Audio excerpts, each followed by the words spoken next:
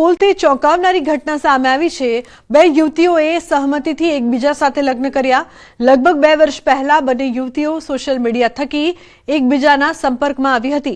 બંને વચ્ચે વાતચીતનો સિલસિલો શરૂ થયો, જે મિત્રતામાં ફેરવાયો।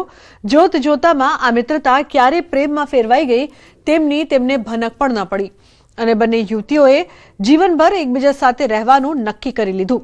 બંને યુવતીઓએ એકબીજાની સહમતિથી લગ્ન કરી લીધા। બંને યુવતીઓના લગ્નનો વિડીયો હાલ સોશિયલ મીડિયા પર ખૂબ વાયરલ થઈ રહ્યો છે। જો કે બંને યુવતીઓનું કહેવું છે કે તેમને છોકરાઓમાં કોઈ રસ નથી અને તેમનો સંબંધ ભાવનાત્મક જોડાણ પર આધારિત છે। તેમણે સ્પષ્ટતા કરી કે તેઓ પોતાનું જીવન પોતાની રીતે જીવવા માંગે છે। રાજકોટમાં મનપા દ્વારા સ્વદેશી સાયક્લોથોનનું ભવ્ય આયોજન કરવામાં આવ્યું છે। આ સાયક્લોથોનમાં 3200થી વધુ લોકોએ ઉત્સાહપૂર્વક રજીસ્ટ્રેશન કરાવ્યું હતું। 5 કિલોમીટરના રૂટ પર સાયક્લોથોન યોજાઈ હતી। આ સાયક્લોથોનમાં ફિટનેસ અને સ્વદેશીનો સંદેશ અપાયો। મનપા દ્વારા સાયકલવીરોને પ્રમાણપત્ર એનાયત કરાયા છે। ઉપરાંત લકી ડ્રો દ્વારા 5 સાયકલવીરોને સાયકલ પણ આપવામાં આવી છે।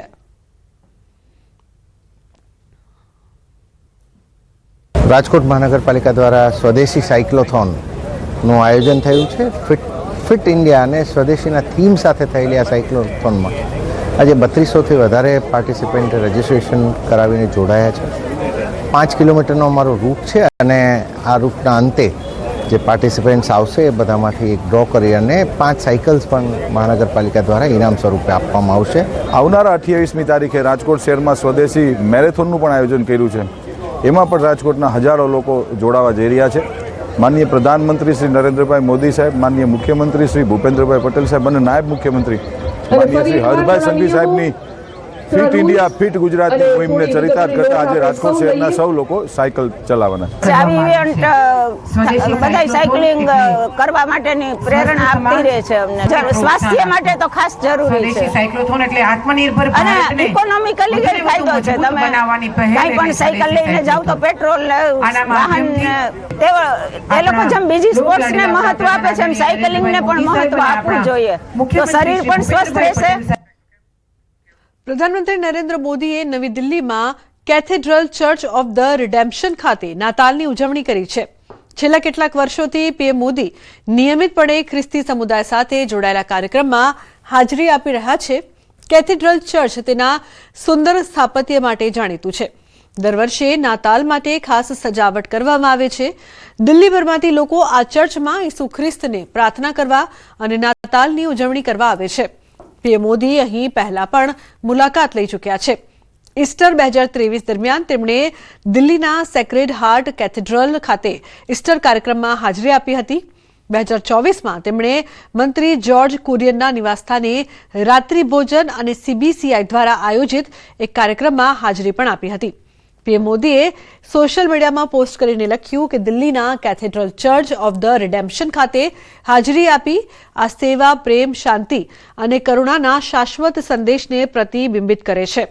નાતાલની ભાવના આપણા સમાજમાં સંવાદિતા અને સદભાવનાને પ્રેરણા આપે છે।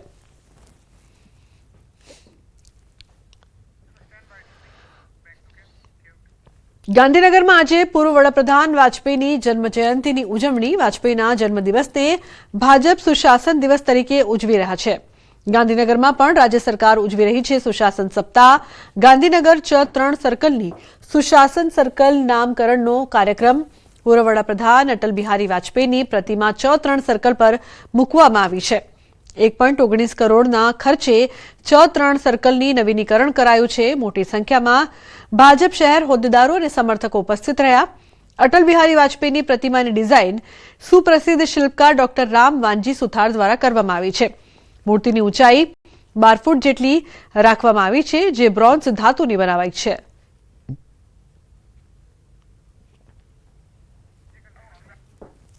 તો આજે પૂર્વ વડાપ્રધાન વાજપેયીની જન્મજયંતિ છે। ગાંધીનગરમાં સુશાસન સપ્તાહની ઉજવણી। અમદાવાદમાં પૂર્વ વડાપ્રધાન અટલ બિહારી વાજપેયીની જન્મજયંતિની ઉજવણી થઈ રહી છે।